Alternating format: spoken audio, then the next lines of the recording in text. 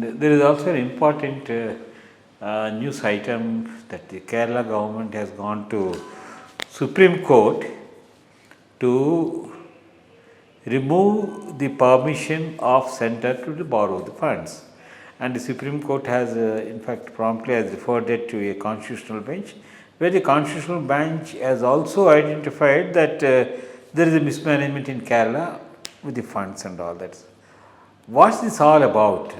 See, to what extent the states can borrow the funds? Is there any limitation or any checks and imbalances on this, on borrowing of funds? Because we have seen left, right and center, all the state governments which has got regional parties to give freebies and all that, they are borrowing the funds.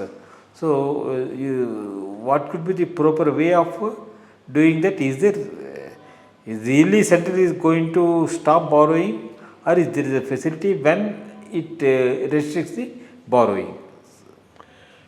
Technically, there is no limit on borrowing by the state government, except when they already borrowed something from the central government and have not repaid it. And if they want to do a second borrowing, yes, then they will have to go for the center for permission, I think under Article 360 of the Constitution. And most of the states, every state will borrow something or other from the central government, so that provision of the Constitution automatically applies. So, for any further borrowing, they have to necessarily go to the Government of India for permission, where they will see how much is the limit that has been set for them. Within that limit, how much they can borrow, how much they cannot borrow. Some of the states like West Bengal, Punjab, Kerala have been chronic fiscal profligate states, borrowing left, right and center. So, Kerala has gone to a state where when they went for borrowing, central has to automatically refuse it because it's unsustainable. That's when they have gone and questioned it in the Supreme Court. Supreme Court also has rightfully told that they have mismanaged the finances, but the constitutional issue of central permission for borrowing, they have referred it to a constitutional bench, which I am sure they will support the existing constitutional provision as such. There is definitely a need for limits of borrowing because of 2-3 reasons. Any borrowing has to be sustainable. And there are studies across the world.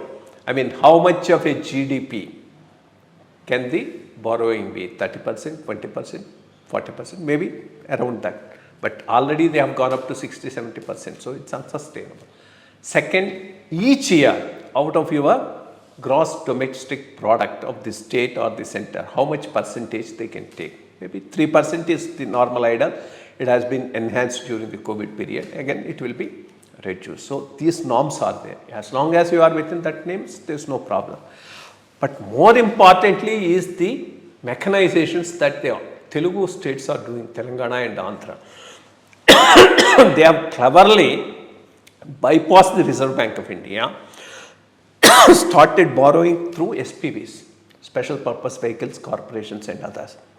Andhra has gone a step further and started future excise revenues discounting now and taking loan. These are very, very innovative, dangerous trends. They also need to be totally put under control. Otherwise, the finances of the states will not be in good, and it's not good for the people as such.